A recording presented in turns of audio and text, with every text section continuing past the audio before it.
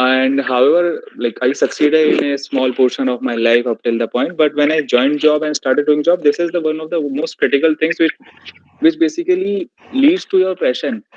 If you are attentive to each and everything, you will do each and everything up to your standards of perfection, and then you will discover the idea of passion basically.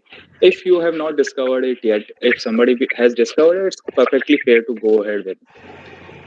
So this is one big thing which I wanted to discuss, that it is completely open for anybody to start with, and it is completely open for anybody to start with at any stage, any point, any, you can say, educational background or anywhere in this career or stage of life cycle.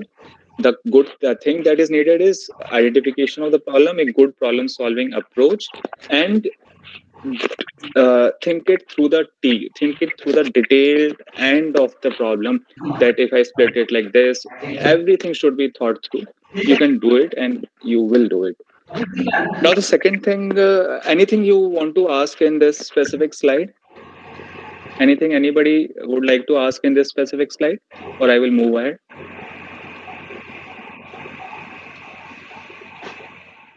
Okay, fine, I will move ahead.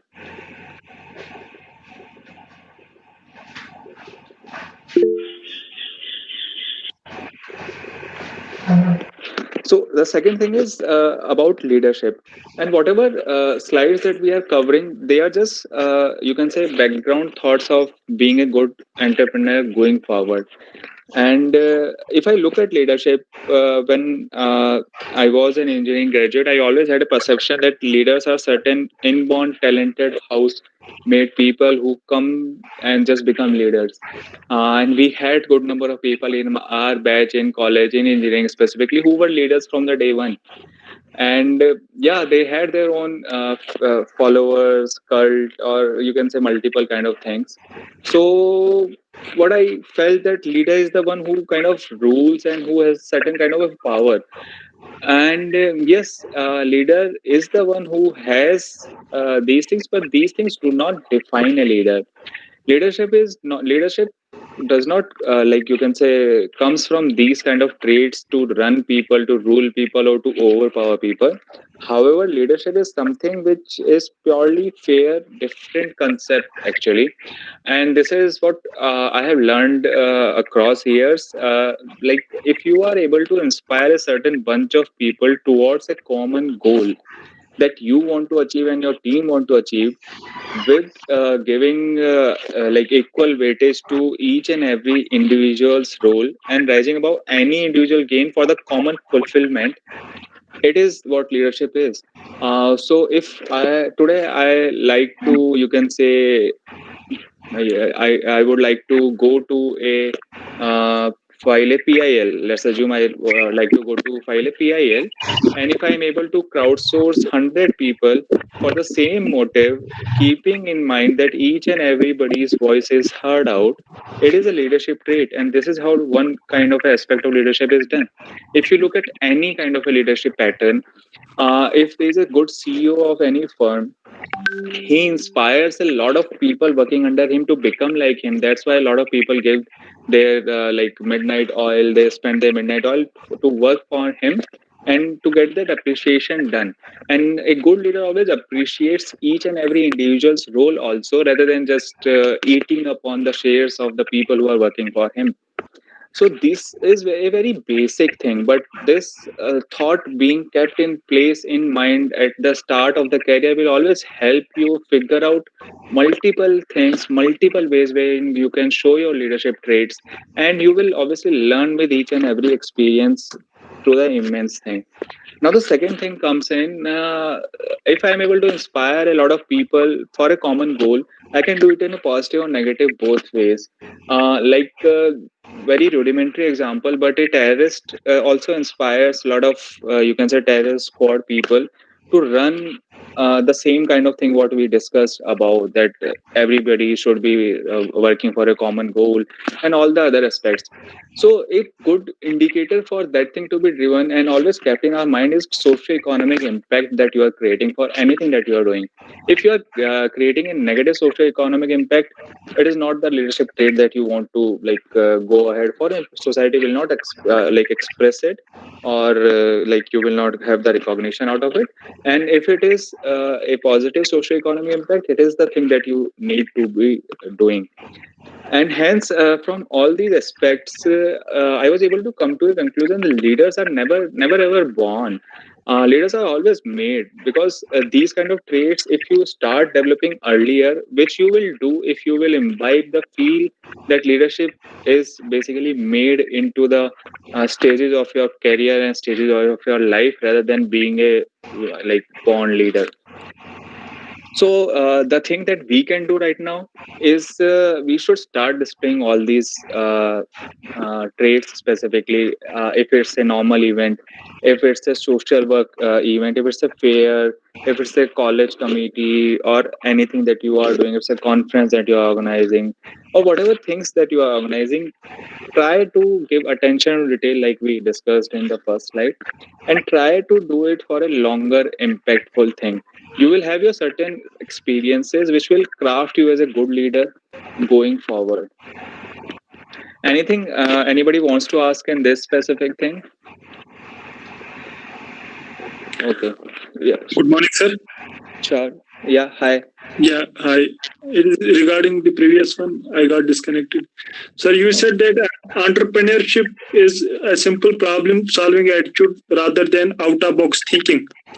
So, Okay. how is it different from normal problem solving things like a businessman does, or any other business? Any Okay. other? Okay, fair. I didn't say it's a normal problem solving thing. It's a problem solving attitude with identification of the right problem and attention to detail. I hope the slide is visible now. I believe there is some disconnect between all these things. Yes, So it is visible. yeah, so it is not a normal problem solving thing. If it is a normal problem solving thing, a normal 5 + 2 = 7 problem can be solved by anybody, and anybody can be an entrepreneur. It is about how you think it through. I just wanted to blot it across that you don't need to have a very big idea in place to go for entrepreneurship. That was a core thought behind it. Reaching to your question, it is if you solve a very simple problem or if you solve a very critical problem, both leads to the same problem solving attitude. If I solve a problem of let's say, take a very simple example. I need milk in the morning, and some startup is solving this problem. It is a very simple problem that is being solved. I can go to a any nearby village and get milk source from, or I can get it delivered over my doorstep. Second problem that can be solved is I need to know all the trends of you can say your thoughts and your contents that you're displaying over social media platform, and I will make a machine learning AI platform, and will take all your thoughts from all your social media platforms and give your personality output as a output. So both are solving problems. And second is a very complicated thing which uh, most people won't require. Some people will require actually. So hence it's not about easy problem solving. It's about problem solving rather than thinking or innovating something. It's about problem solving and getting it done. Thank you, sir.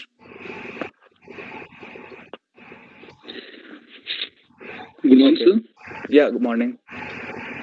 So I know there is a saying that some are inborn leader and some are made leader. How you look at it?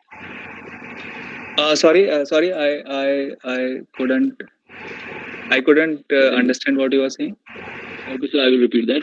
So there is a saying, no, that some are inborn leader and some are made leader.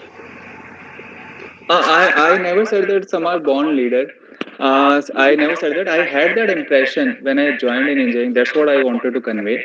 That I had that impression some people are born in, but throughout my career stages, I discovered that leadership is not a born talent; it's a made talent. And these are the attributes. If you try to imbibe from the beginning, you will become a good leader. It's this is what I believe in. Yes. Arvinder, is it what you wanted and it got clarified or something else?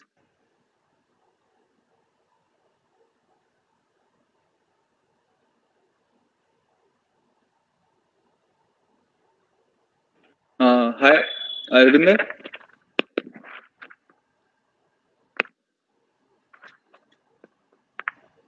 Okay, I will continue then. You can, if that Yes, got, kindly unmute myself.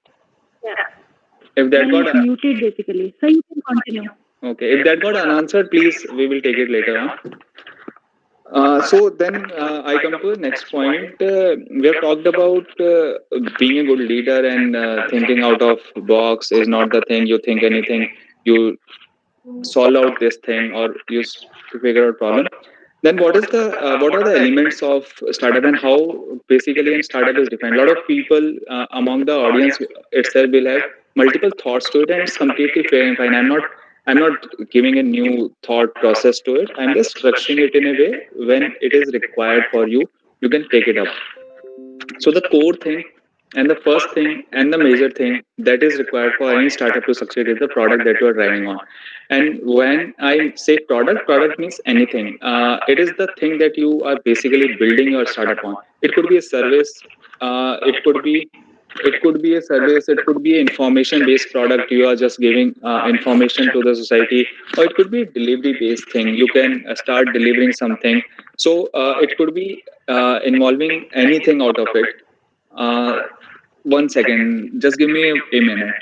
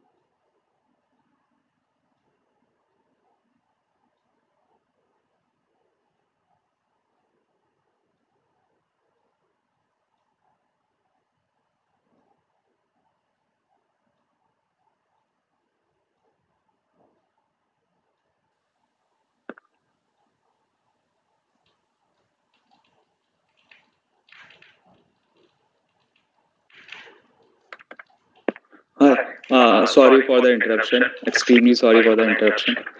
Uh, yeah, I will continue. It can be anything. It can be anything at all. So if it's a service-based company, you will be delivering certain service. If it's an information-based company, if it's a content-driven company, like Facebook delivers content, it just crowdsource content. If it's a delivery-based company, I've taken names of so many delivery-based companies. If it's a service-based company, you can see Urban Clap, House Joy, who are just giving services. If it's a specific product-based company, you can talk about open secrets, or you can talk about vending code kind of a thing. They are just giving that product subscription kind of a thing. So it could be anything, but you have to be clear that what you want to build or solve. And it could not be like this, that one day I want to solve this thing and the other day I want to solve a completely different thing. Because it will happen in your journey of startups, it will happen that you will pivot around one thing and reach to a different thing. But you have to be, as a founder or as a leader in the team, you have to be clear that what you want to specifically solve. There will be a lot of ways to solve that thing, there will be a lot of aspects to solve that thing, and there will be a lot of different things to not solve that thing.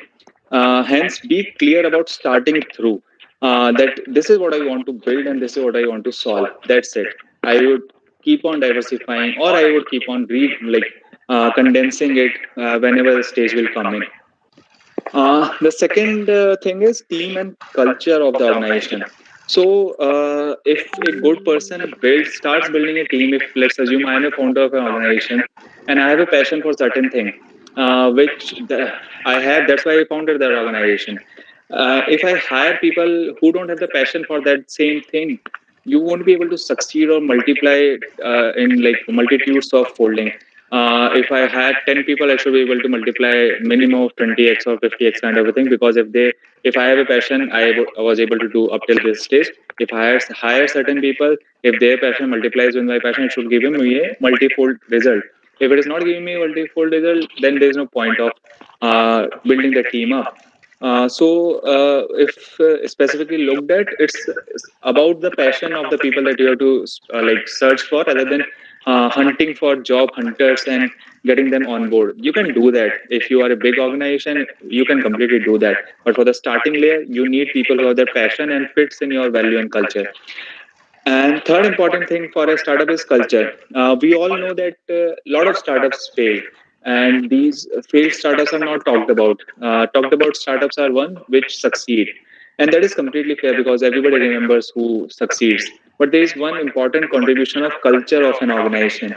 Uh, in the starting phases, the meaning of culture of an organization is not evident to anybody. We always feel like a normal, like if I would have been seated at the position, I would have thought, kya fark padta hai? It's a normal culture. I work like how I work, and other person works like how he works. So it's perfectly fair and fine. But it's very important for running long-term games. Because if you're able to imbibe a good, solid culture within the organization, you will be able to automatically delegate a lot of stuff to people. You don't have to keep on tracking each and everything, because people will be motivated enough to work for you, and they will do that. You don't have to track a lot of things, and hence you can focus on the things that you want to focus on. Hence, building that thing is really, really important. And to do that, there is a uh, you can say thought cluttering in a founder's mind, basically. Because as a founder, I started this organization. Assume I started this organization, and I have my own, you can say, thoughts, positives, negatives regarding the market structure and my organization. And in all this period, I could be a little bit arrogant also, that this is what I founded and I would do that this way. It's okay if you don't want to do this way, just leave. But like making your people leave will not make you succeed. Hence, you have to be a very, very good listener and appreciative of the good thoughts within the organization. That's how the culture is built. Culture is not built by reading books, or culture is not built by writing docs. Obviously, they are very, very important when you reach to a scale of 1,000 plus or 10,000 plus employees. But for the starting stage, you have to be a very good listener to appreciate and accept things which are good and refute things which are not good. So that's how the culture is built in the starting phases. And every founder should be very, very critical about this fact. He should not overshadow himself into his team and let other team members' thought processes also come in. Because obviously, I have founded this, I have make it to this stage. If somebody else is coming, he can give certain thoughts and make it to a certain next stage. I am not the sole one who will be taking it to them all the stages. Yeah, so that is majorly about it. And then the thing comes in, to start anything is building value out of it. And now, if somebody if somebody can tell me about what is the meaning of build value, that would be great. Otherwise, I would take it upon. Whatever you feel, what is the meaning of build value? Because I will take a good set, like 10 minutes for it. Anybody can share it. Whatever he feels or he understands that I should, any startup should be able to build value.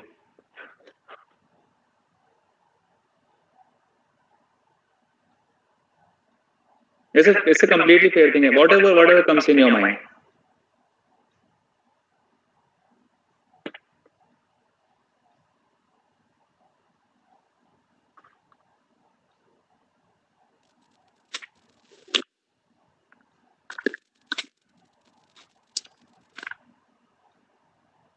Can you repeat, sir? What is the meaning of building value by a startup? If no, nothing, no problem. We will like go ahead with this. So, no, but I still will feel that I would give a very lame example. So any startup should be able to build value. This is one good thing that people aspire to do and standard thing. Let's take an example of education system. Earlier, we had schools which used to teach people. Right now, also we have schools. But then tuitions came in. tuitions was not a kind of a needed thing. Tuitions came in and people started earning from tuitions. Certain money came out of it. Then there was a digitization of tuitions. Some companies started running it digitally. And then there was a value coming out of that also. Then people started running courses on, you can say, online, so like Byju's, Vedantu, Unacademy. There are so many institutions out of it from a basic framework of education system that you have to educate somebody into a schooling system, which is a normal kindergarten to 12 kind of education system. It's a basic framework which is there, which was there from years. But now that education system has been revolutionized into a digital edtech system via certain organizations which have just taken add-on features, big amount of values out of it. And this is the meaning of a building value to it. So your startup or anything, if you look at like this, if I need to learn seventh class physics book, I can go to a normal school which I normally go, and I can go ahead and learn from my teacher. But there are five or six different venues now wherein I can go ahead and learn these things. And these are all not needed as such. Like there is no specific need for it, but the need has been created into the minds of the consumer. That's the core role of a startup with a business objective, and that's how you build values out of it.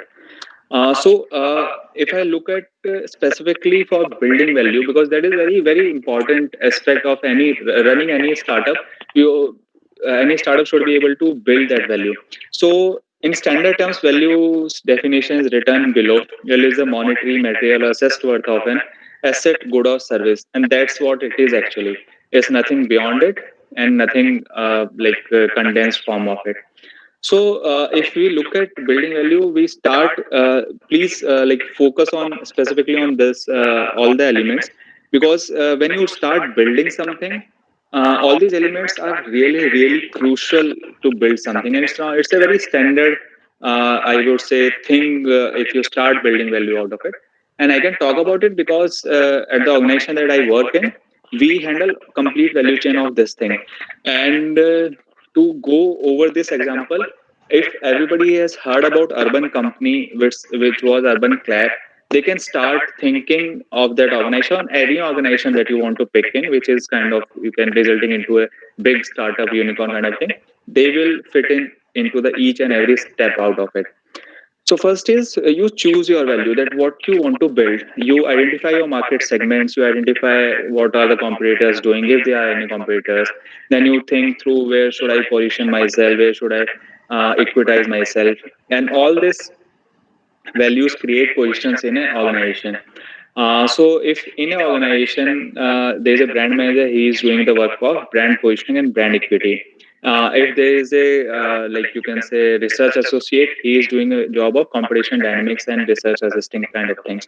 If there is a GTM manager, which is go to market launcher manager, he is identifying market segment targets.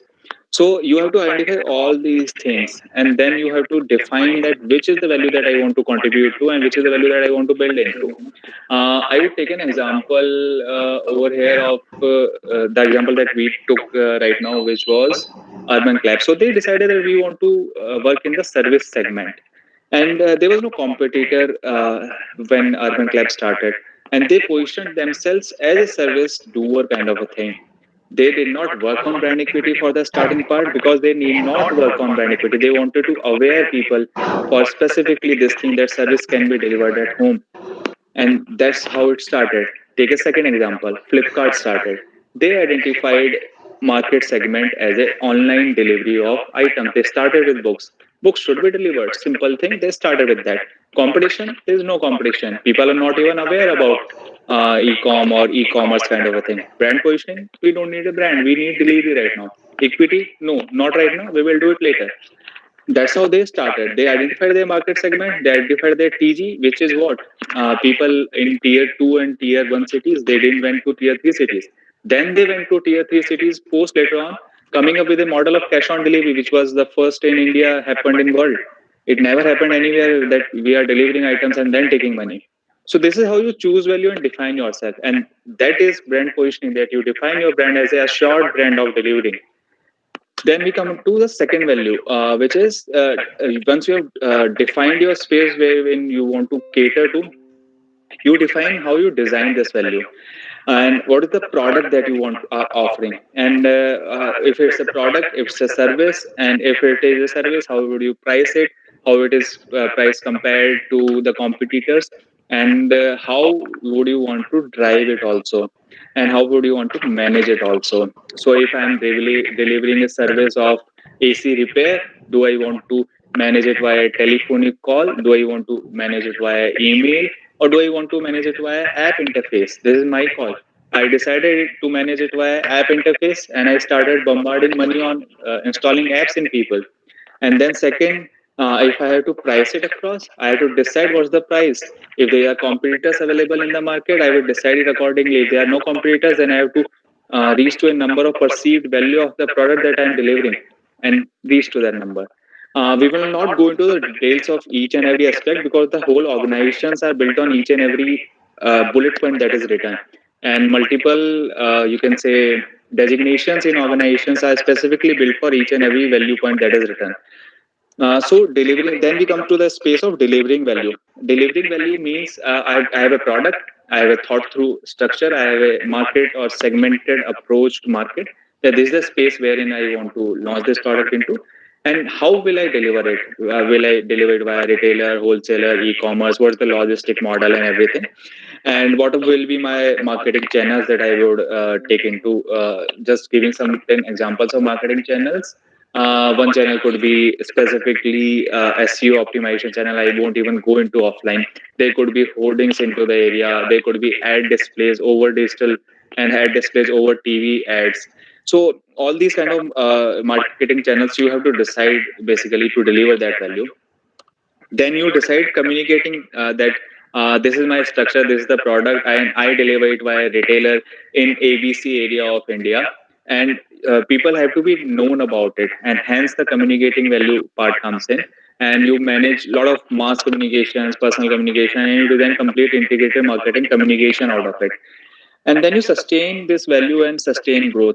Then you start offering it to new markets.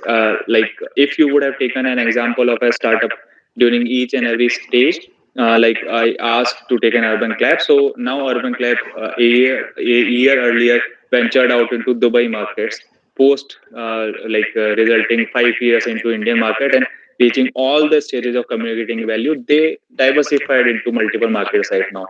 They diversified into global markets, and they are now managing a good value structure in multiple different markets, and that's how a organization is built upon.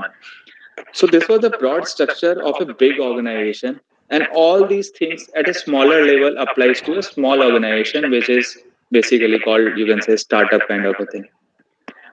Anything you want to ask in this slide or the last one? I would just spend at the end of each slide, I would just spend 30 seconds to wait for it. If anybody has anything, they can ask it. Else, we will continue.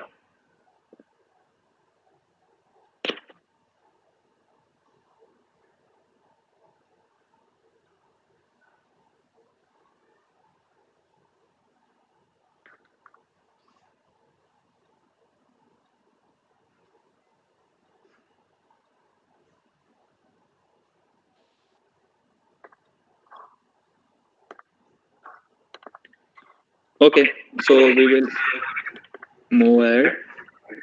Yes, sir. So we have talked about what an ideal startup should be doing. Now the problem comes in regarding the sizing part of it. So if I look at from a perspective that if my market is too small, I cannot make money out of that market. I simply cannot make money out of that. If I start running a app-based food delivery model in a town where the total population is 3 lakhs, I cannot make money because the shop will require a lot of expenses. I would spend 4 5 lakhs as a fixed cost every month, and this town has a age group of, you can say, 40 plus, with a majority of the population. They will not order from my app. They will not, and hence my market size, however good I could be, I could be really, really good in having food, or I could be really, really good in having tech interface. I could be really, really good at everything. But if my market that I'm catering to is small, I cannot make money out of it, and I would fail out of it actually. Or I will have to leave that market and enter into a different market, which will require a completely different product. So, how do you markets? How do you size your markets? A very, very critical thing to know. And there are two approaches for it. We will just take a simple example and try to go to just borders of it. We will not go into the details of it. The idea to touch this point is just to make everybody on the same page that we should not be apprehensive of the fact that my market can be small. It is completely fine, but we should be realistic enough to understand my market completely. We should not hover around the facts of just running a startup and going randomly on a random market number, or starting just saying कि India में computers बिकते हैं. I will let's say 1 crore, and I would start a computer brand. So 15% तो बिक ही जाएगा. I would sell 15 lakhs computer, and yeah, my startup is good. And this is what happens with most of the startups which fail, because they do not define their market completely. As a good founder, as a smart founder, you should know each and everything to the T, and then reach out to the investors and everything. So this is one thing. So there are two approaches. One is top down approach, and second is bottom approach. In top down approach, you calculate the total market and estimate your share of market. That is fairly fine.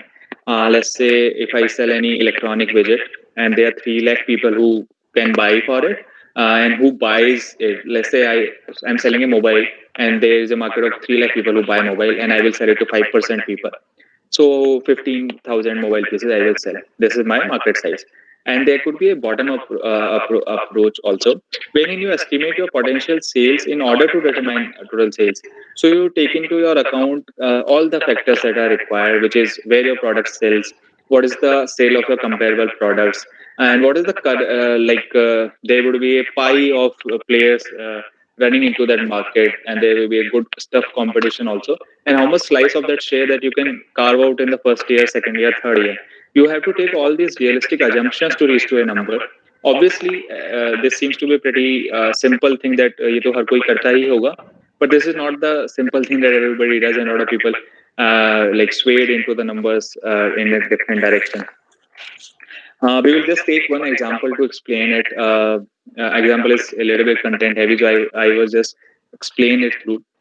So let's say I have built a prototype for a bicycle pump. There is a pump which gets into a bicycle and it sells. And so I would start with first bottom up approach. So I started with bottom up approach. I would start with where does my this pipe will sell actually. So in the beginning, a lot of wholesalers, retailers, Walmart, Reliance stores, kind of these kind of people, or Decathlon kind of stores will not take my product, because my product doesn't even sell. My product is not even there. I have to start from selling it. If I am not selling it online currently, I have to start from selling it across certain bike shops, which I can get into relationship with or get tie-ups with.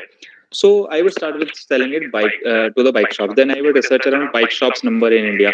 I just taken a number of 4,000 bike shops in India. It's just a random number. Obviously, if you have to reach to an exact calculation, you have to get to the right number, which comes. So let's assume there are 4,000 bike shops in India. Then I can take how many of these bike shops will take my product, and how will I reach to that number? To reach to that number, I have to talk to bike shop owners. I will go and talk to bike shop owners, talk them about my product, show them my product, show them my product significance. And let's say out of 100 people, if 30 people says ki fine, I like that product, and I will take it across. Take a random assumption that 50% will back out, because when the deal is finally closing, 15% will back out. So overall, if I go to 100 people, 15 people will take my product, is what I assume basis my interaction with people, not hypothetically. I did that basis my interaction with people. So 600 owners will take my product, and if it's a very premium or specialized pump, so there will be a very limited market for it. So a lot of bike shops, let's assume that they sell 200 pumps in kind of a year or month. So I had to not assume that all the pumps will be replaced by my pump. No, being optimistic is good, but being realistic is required. So I had to assume that how many pumps actually will sell. So let's take an assumption, because out of 100 I was able to convince 15%. So let's take an assumption that here also I would sell 15% of the shop share. So 30 pumps I will sell. So with all this number 30 into 600, I will sell around 18,000 pumps in a year. This is one realistic assumption.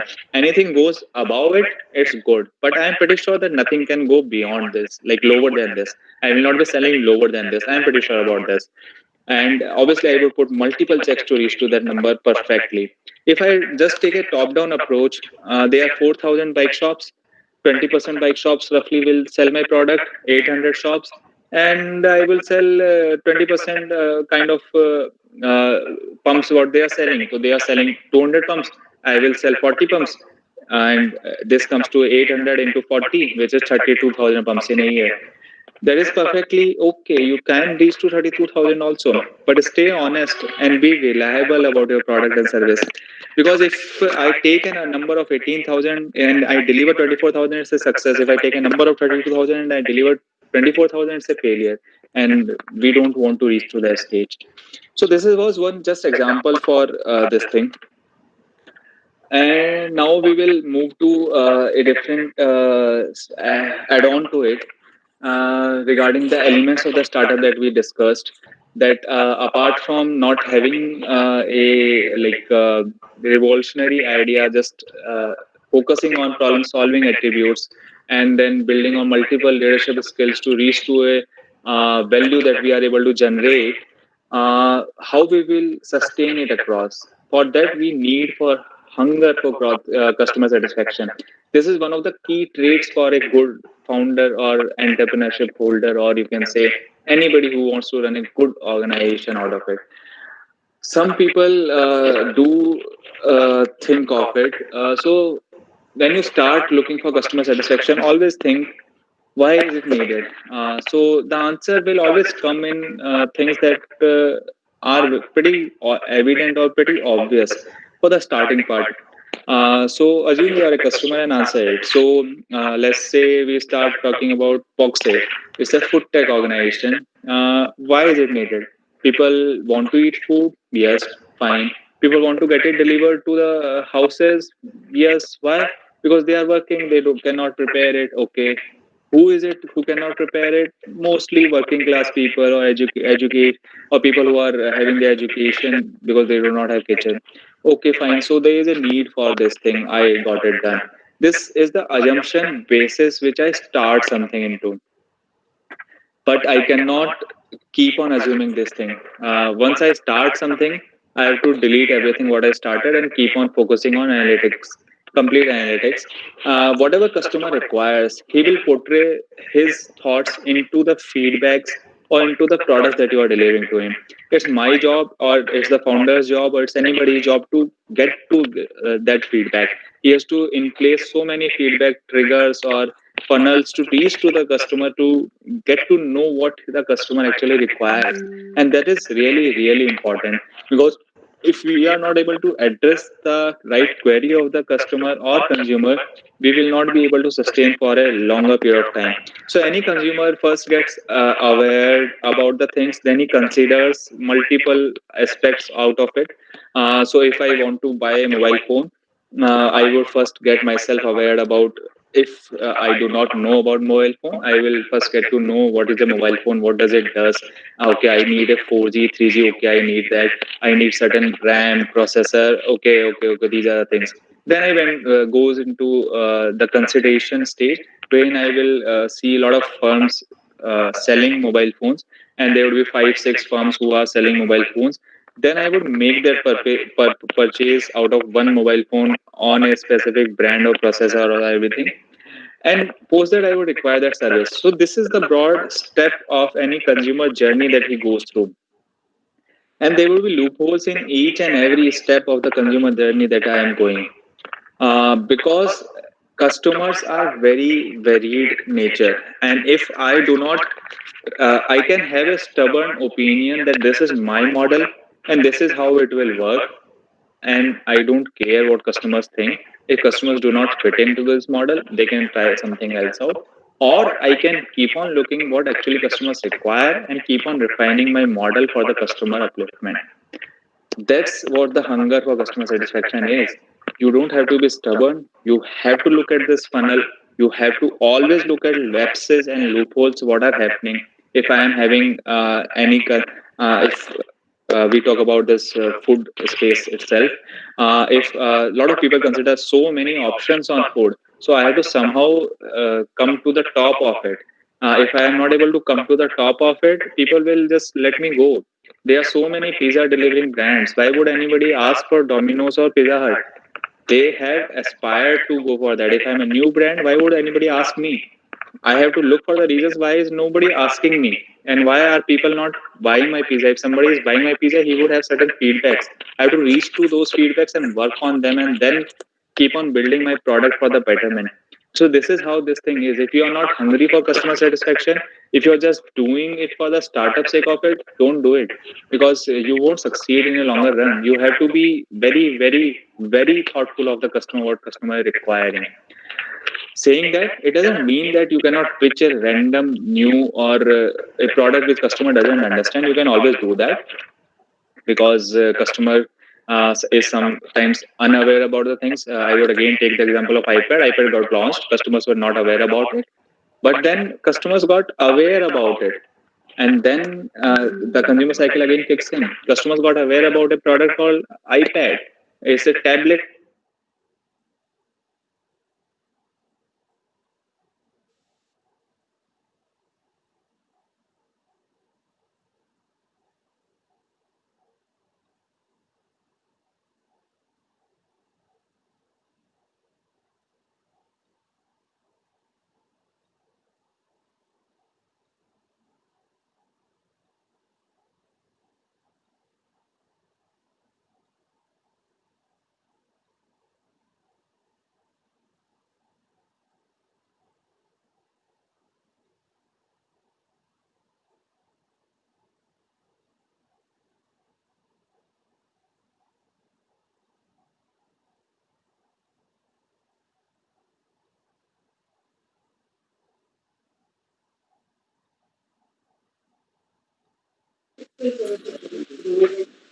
हाँ कर दो उनको remove Dr. Sadbir, kindly mute yourself.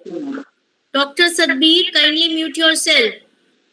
Mr. Vijay Kumar, don't share your screen. I request all participants not to share their screen.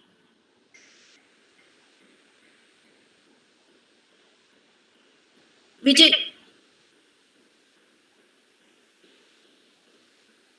I request all participants not to share their screen.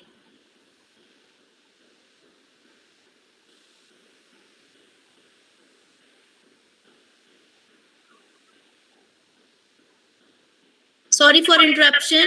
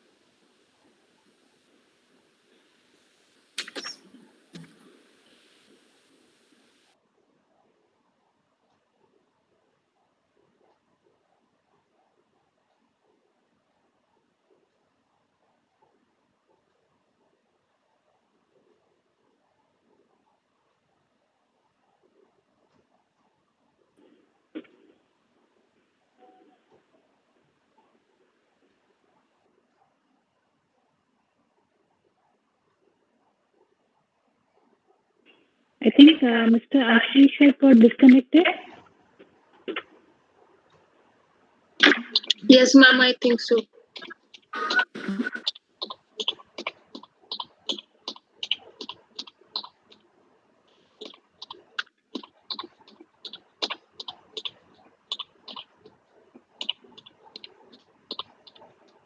Sachin sir, kindly request Ashish sir to join back.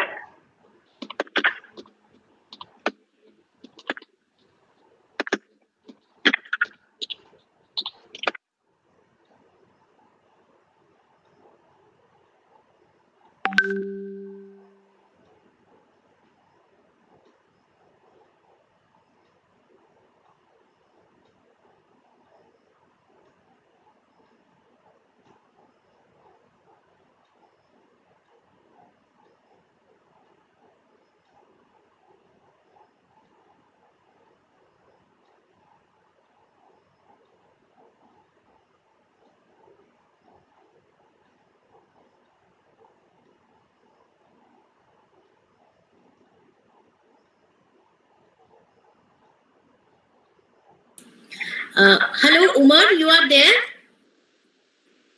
Yes, yes. Umar, I just want to know that you are into some startup. No, not exactly. Okay, because you are the one of our very interactive participant. In Okay. so you're from Yes, I where? have. Uh, I work as an assistant professor Okay, in you are government. in Yes, which college? In which college? government degree college, Anantnag. Anantnag. Okay, okay. I teach computer applications. Okay, so you can share anything in the meanwhile to our dear other participants related to entrepreneurship, Or you can give your feedback also regarding or this you can give your feedback. STC. Okay, I want to just add to this point of this customer satisfaction. Sometimes it is not always regarding the customer satisfaction. It is other way around because some big companies do what they manage the perception. As the honorable speaker told that iPad was not a need, it was just created. So they work on the perception of people. Like Apple has ingrained in our mind is that all other uh, operating systems like Windows or others are not secure. So people which are wary about their security, they switch to iPads, iPhones, or Mac operating system. So these things always happen, and the customer satisfaction is not always the prime thing. So that is the thing. So there are a lot of things which a normal customer does not know. Sorry. Actually, I Thank guess. you, Umar. Thank you, Umar. It was nice hearing from your side, and you have given us shared your experience about the customer, how the customers will play their role. So I request the speaker. Our speaker has joined. So I request the speaker to please continue. Thank you very Uh, much. the second apology in a meeting I have never given, but second apology I missed it. I am not sure where I missed. No, Ashish, it is not like that. It is not No, from your side. It is it's all complete. the internet connection. Okay, no It problem. is the Yeah, so where up till what connectivity point issue. up So till you what point I continue. was up till what point I covered actually, because Sachin sir told that I left long back actually. Have we like Customer, covered? Okay, we have covered the customer satisfaction part. Fair. Okay. Ashish, share your screen. Yeah, one sec.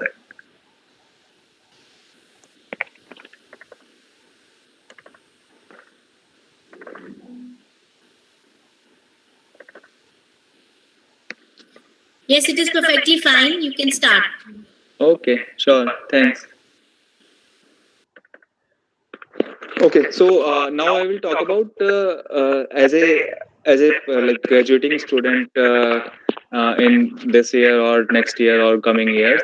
What is the thought behind picking any organization? Since I worked in a big structured 75-year-old organization, I worked in a 5-year-old organization. I'm currently working in a 5-year-old organization.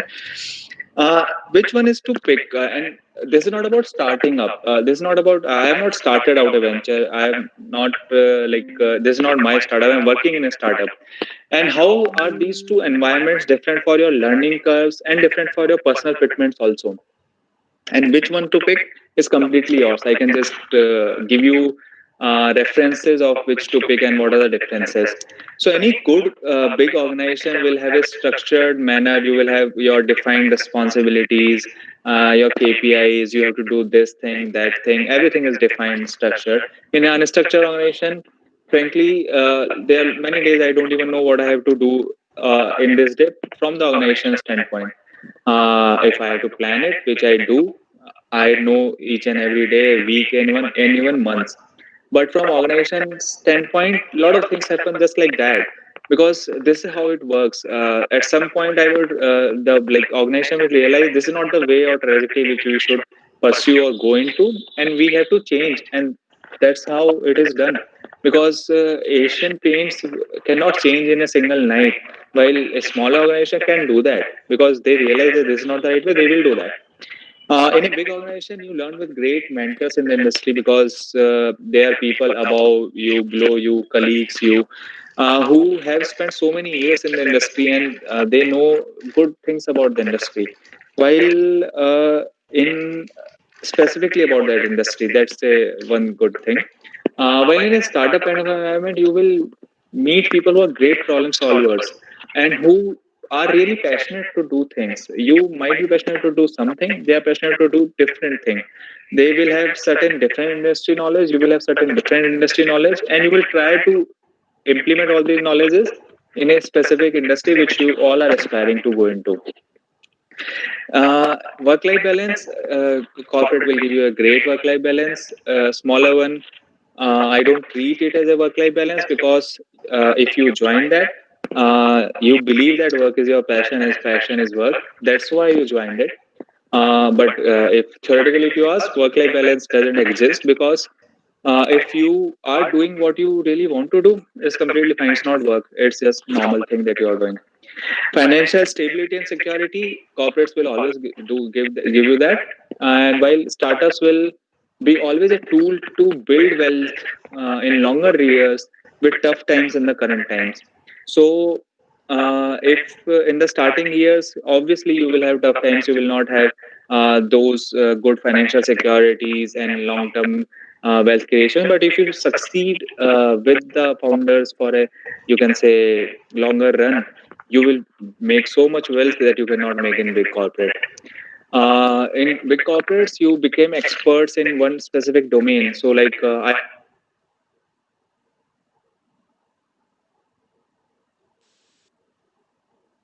sales and marketing. Ashish, I request you to switch off your video. Ashish,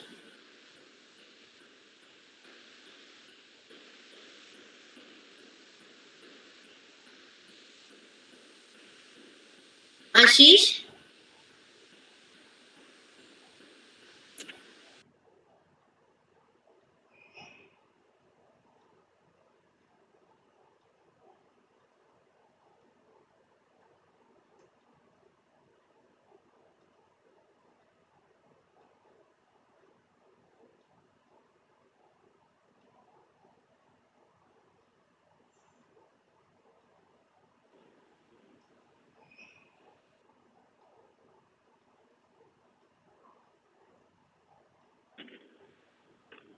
Mr. Ashish, you are muted. I think he got disconnected.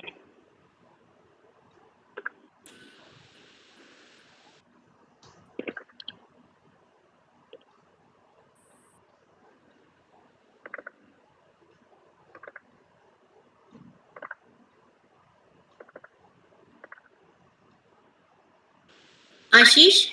Yes, it's visible again. Yeah, it is visible. You just switch off your video Okay, I will do that. and unmute yourself and switch off your video. Yeah, I will do that. Maybe there is at your end there is some weak internet connection. You just Yes, switch sure. off your video. Yeah, it's done. Okay. Yeah.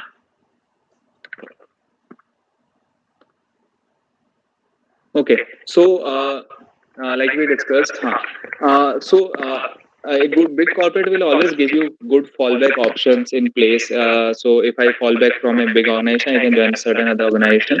Well, in a smaller organization, you have to decide what to do if you fail, because you are not an expert of a specific domain. You are a generalist kind of a person if you keep on wearing multiple hats. So that's one thing that you always be have to aware of. In terms of the impact that you will be creating in your work area, a small organization is a high impact thing and high risk thing also. So people who like taking risk and taking reward for it, the thing for them is join a smaller one. People who like taking lesser risk and they are okay with average impact that they are creating, which is the required part of the job. They are okay. This is the big corporate that you should aspire to. Usually in big corporates, there are multiple bounded thoughts that you would be given into, because things come from the top and there's a complete top to bottom approach, which you have to always like adhere to, and it's more of a directed thought. A lot of organizations keep on evolving and they are trying to come up from bottom to top approaches also, while majorly of them are being done on paper. However, smaller organization will always give you the freedom to think out of the box, and you can think whatever you want, provided you have a logical rationale and a good in sound strategy to get it done. Because anyways, organizations and money will be spent to get something out of it. It cannot be spent like just for your thought or my thought or any random thought. So this is the broad structure that I wanted to like give a thought to anybody. Anything you anybody wants to ask into this domain?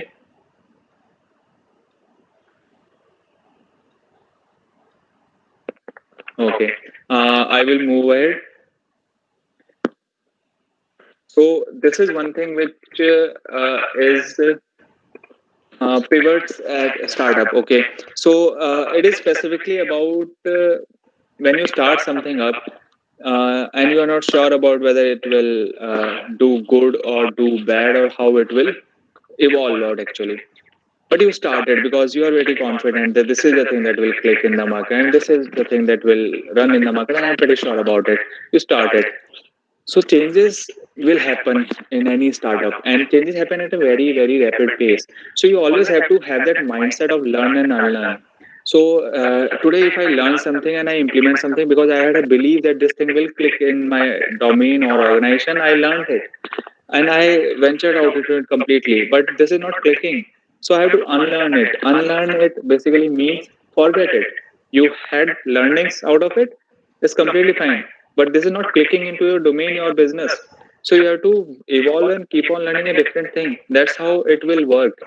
Up till the point you reach to a stage where your things are working and your things are in a fit place, then you can diversify things, then you can go into multiple other spaces to get good things out of it.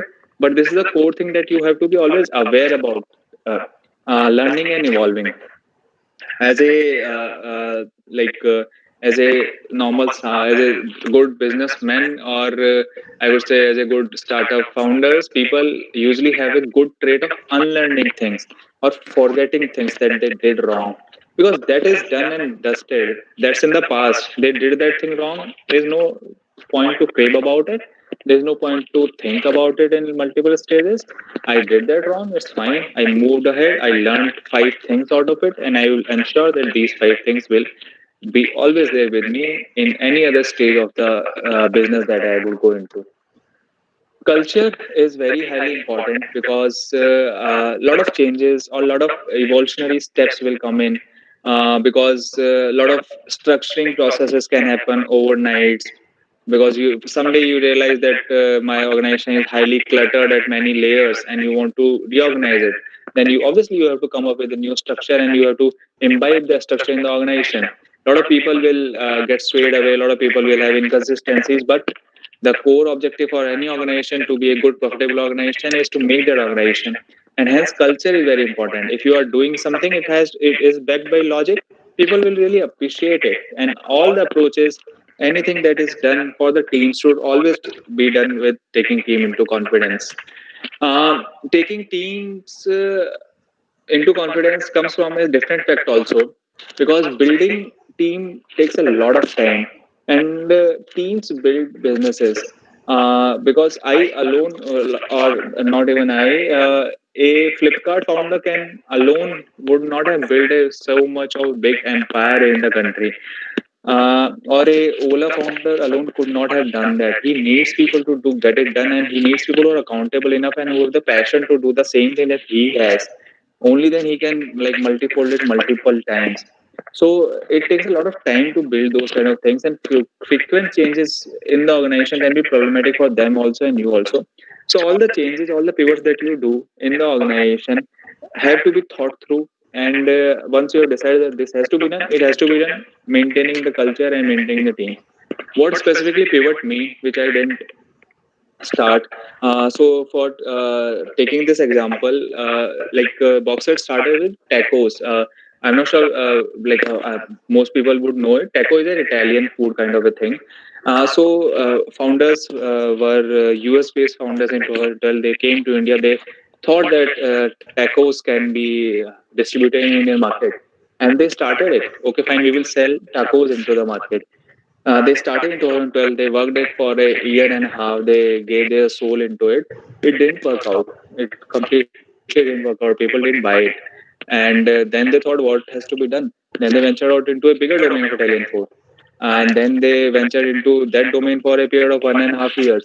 It also didn't work out. So, post 3 years of working, which a founder they believed in, it didn't work out. It was very, you can say, fruitless for them in terms of the business that they were trying to build upon. But they didn't give up. They pivoted. I got the understanding, I got the learning. Right now, I know what will work. Then they immediately ventured out into Desi Meals. And Desi Meals is kind of a thing which was not there when they started. Because it's kind of a Indian thali system in a thali delivered to a person at his home space. Right now, if I'm sitting here, I can get it delivered and eat it right in front of this system. That's how the model started. And then there are promises of 38-minute delivery, good product, and everything.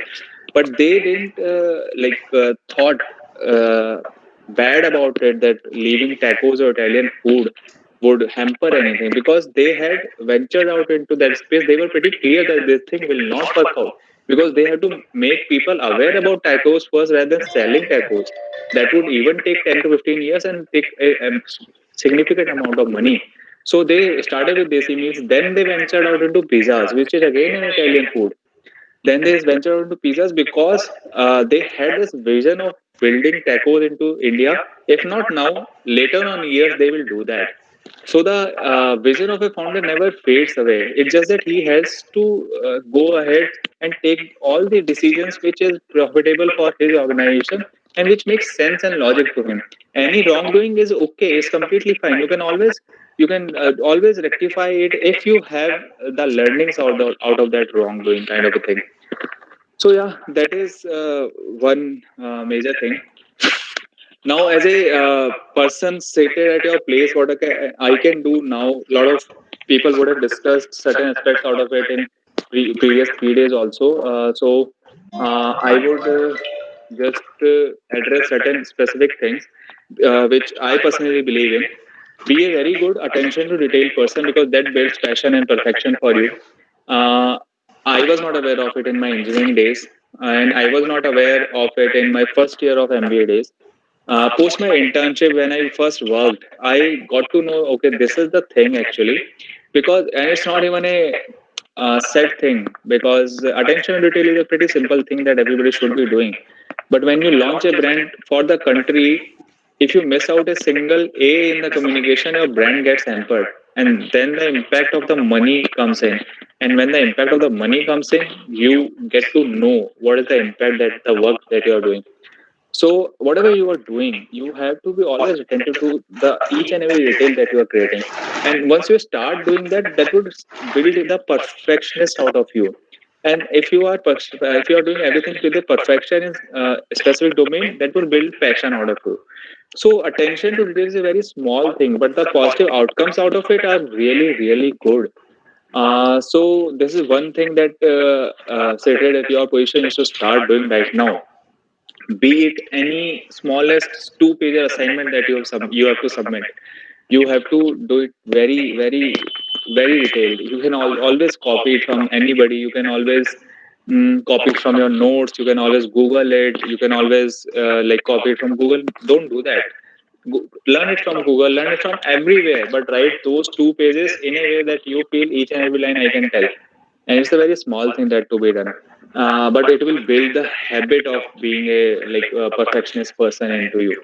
Be a good listener, because when I went into engineering, I had people from various academic backgrounds, various different backgrounds and interests specifically. And when you talk to them, you get to know, okay, these are multiple attributes of life that I was not even aware of. That people do so many different things. I had interaction with so many startup founders also who were in engineering days, normal people, but they had passion for certain things. So listening as a art is very important. And I would say that implications of being a good listener doesn't come right away. It comes at a later stage, because you are able to imbibe thoughts of the front person. And once you are able to understand what the other person is saying, you are able to give him a perfect concrete answer and outputs, which is what a good, very good thing that is required. Always keep on thinking, like we discussed, that entrepreneurship is not about coming out of a box and innovating something. It's about solving problems which are already there, existing in the system. And you will always find the problem which only you can solve, and you can solve the best way. You will find that if you have the passion for it, and if you have the skill set for it, you will find that.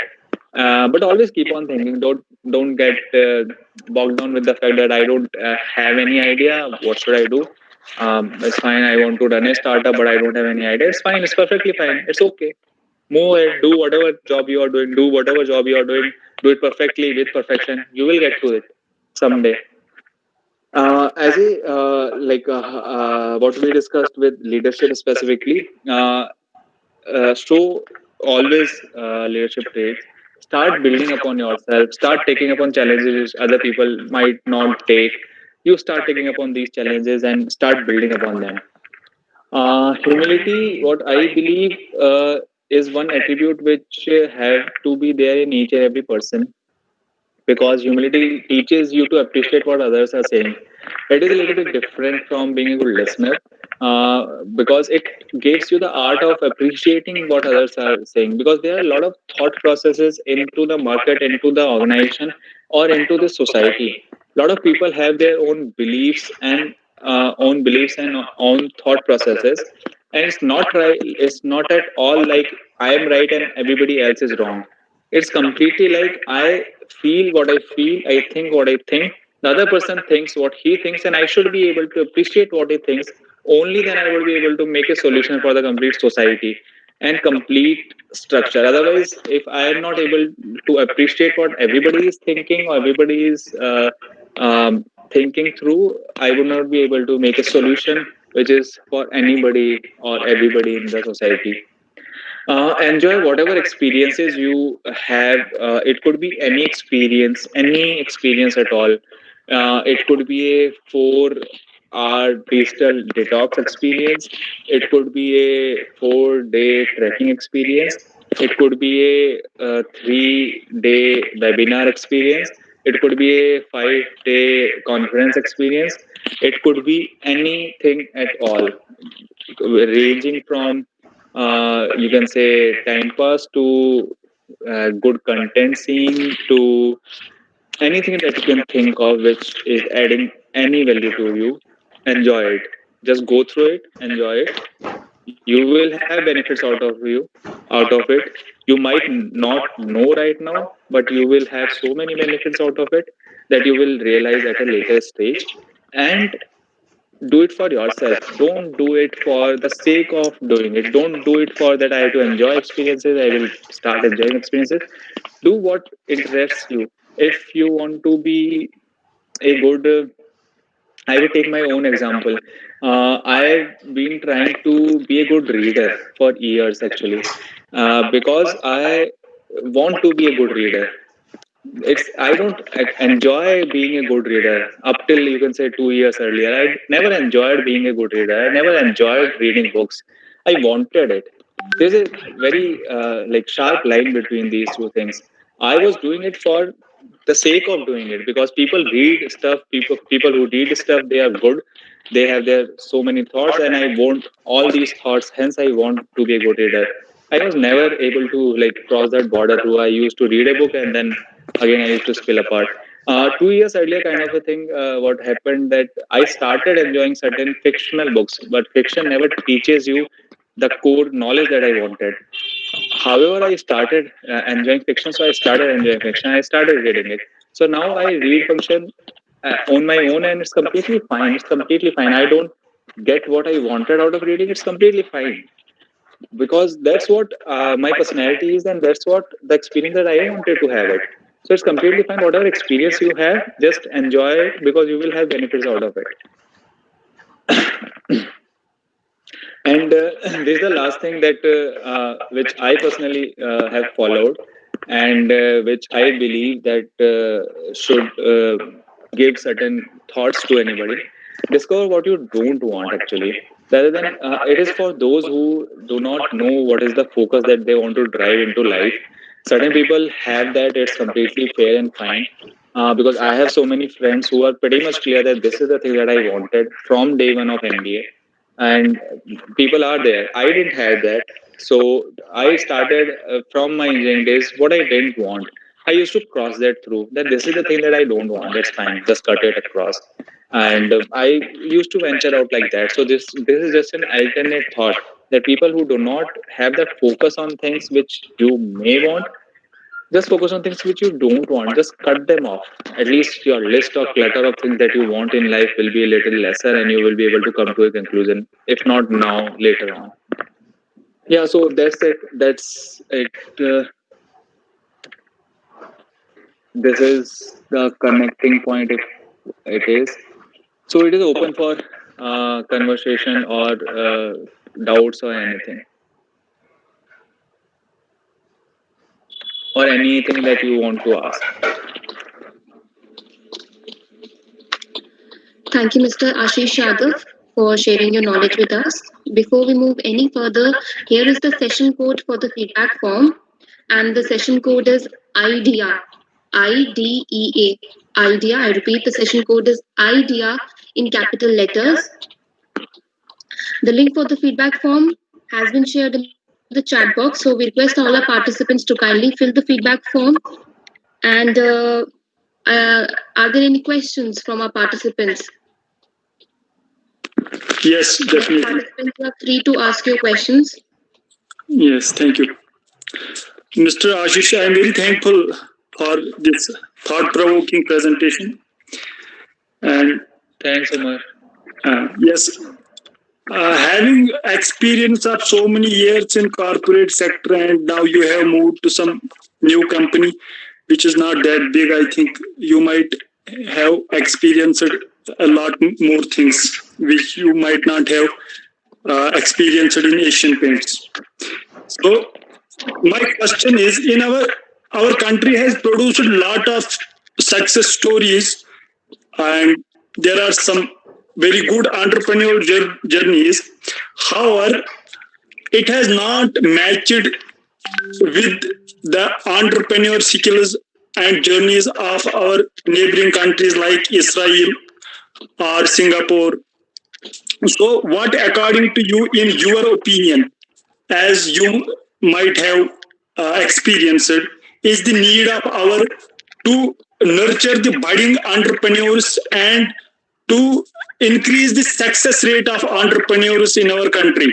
Because our country has a huge potential, and we have the highest youth power, highest this youth resources. So what, in your opinion, needs to be done at the policy level as well as at the execution level? Now, you can see the new education policy. It is very brilliant policy, but we have to see what it is, how it is implemented, and what are its fruits if it is implemented in its spirit. Thank you, sir. Okay. Thanks, Umar, for asking that. It's a bigger picture perspective. I would try answering that. However, I'm not sure whether it would be right or wrong, but I would just present my thought view since you asked. To build entrepreneurship from our country, uh, I believe our country is in a right stage to do that, and our country is having that right acumen to do that completely. And a lot of people aspire to do that. Since certain points that I discussed specifically, entrepreneurship is not about thinking about something which has to be done. It's about get to the problem, solve it. And our country has so many problems. So at policy level, since you like mentioned, the education policy changes are really really good. People all have to be aware about the things and they have to try it out. Since it will take time actually, because our society is designed in such a way that we are pretty much cautious of everything that we do from the beginning of our life. Till 10th we have to get good marks, till 12th we have to get good marks in specific domain to get good things in life. At any point of time, a lot of people do not take risks, and we have to imbibe risk taking attitude in people, and that's what it will take. And that will happen only when success stories of people will start coming in. So when success stories of Paytm, Flipkart, Ola kind of folks came in 2008 to 2012 kind of a tenure, a lot of startups started coming in. And I believe you would have seen it across years that from the years of 15, 12 to 16 kind of a thing, or 18 till 18, lot of new startups came in and a lot of startups failed, passed and everything, but so many institutions come in. Right now the sponsors of BCCI is what? Dream 11, Unacademy, Byju's, no, Dream 11, Unacademy. I'm not sure if Byju's is there or not, but whatever five sponsors they have, all the sponsors are companies which started post 2015. That's how an entrepreneurship can create an impact to the society. They are sponsoring the event, which is the highest paid event for the Indian society as of now. So yeah, so this will take time. At policy level, I am not pretty sure what changes would be required. So I would not be able to answer that accurately, actually.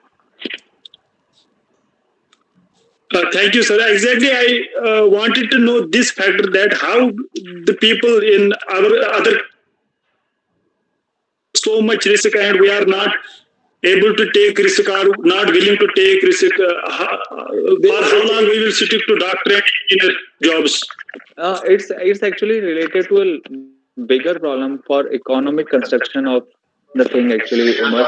A lot of countries that you are talking about, they have economic freedom for people. They have employment wages for people which are way higher than our employment wages. So Yes. to reach to that level,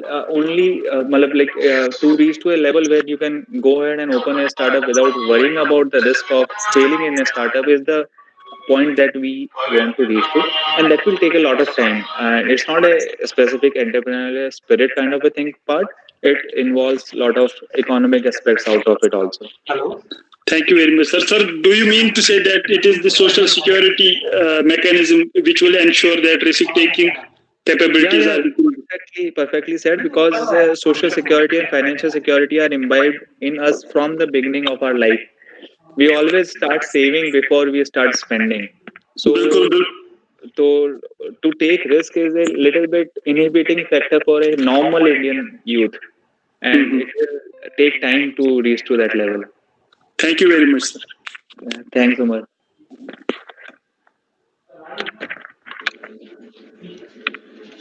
Any other questions?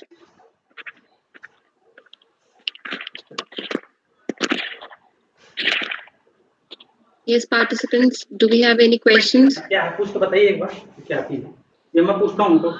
free to ask Mr. Ashish Yadav.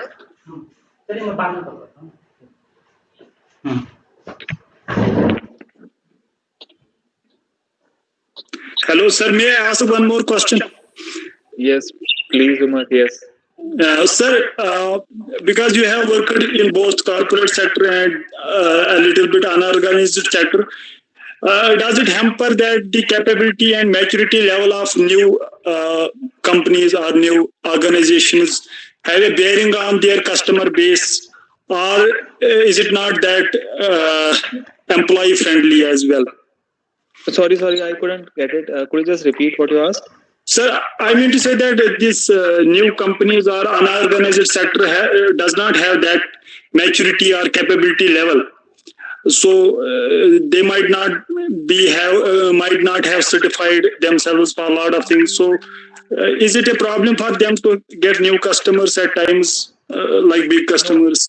No. It is not at all a problem for any new organization to get customers if they are good at what they want to do.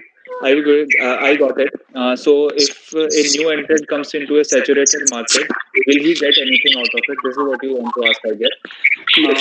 I would give an example of a food startup, basically not even food startup, a cookies startup kind of a thing.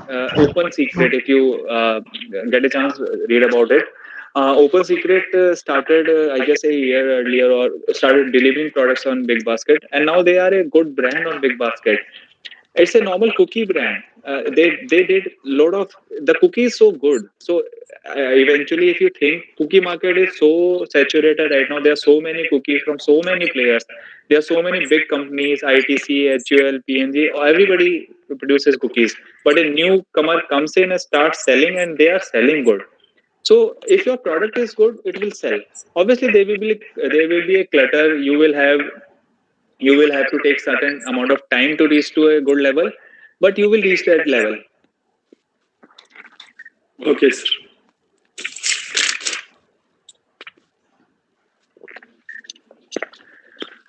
Sure, I think that sums up the session, Priya. Yes, I guess that's all about the question and answers. Yeah. Now I call Miss Amina Khan to present the formal vote of thanks. A very warm good afternoon to everyone. I, Amna Khan, would like to take this opportunity to express my gratitude on 1 week online short term course on entrepreneurship, a way of thinking, which is jointly organized by Government College of Engineering and Technology, Jammu, and Sri Mata Vaishno Devi University, Katra. I would like to present my vote of thanks on the behalf of the entire management team to Mr. Ashish Yadav, sir, for his efforts towards entrepreneurship, a way of thinking. Thank you, sir, for providing valuable and very interactive session that will really helpful to empower new generation ideas and thoughts. Thank you. I also extend my thanks to Dr. Sachin Kumar Gupta, sir, Dr. Vijay Kumar Sharma, sir, and Dr. Bhavna Sharma, ma'am, for the enormous cooperation in the organization of this event. Finally, I would like to thanks to everyone for lending their patient ear to our valuable voice of our honorable speaker, Mr. Ashish Yadav, sir. Thank you so much, sir. Thanks a lot for inviting me and getting it delivered. Thanks a lot. Thank you, Ashish. Thank you so much. Thank you, everyone. With this, we have come towards the end of the session. We'll be posting the link for the next session in our WhatsApp groups. And we are providing our participants with another 10 minutes to fill the feedback form. Thank you, and hope to see you again in the afternoon session. Thank you all. Thank you, organizers. Thank you, Ashish sir. Thank you, Sachin sir.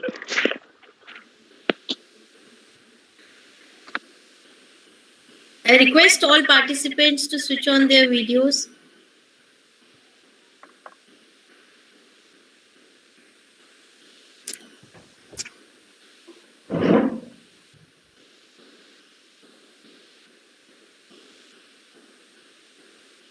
Sachin sir, can you take a picture?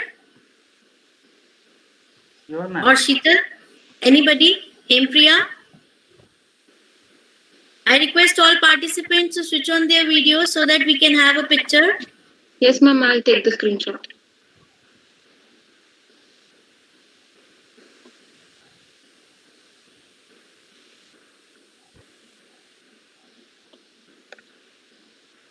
Okay, ma'am.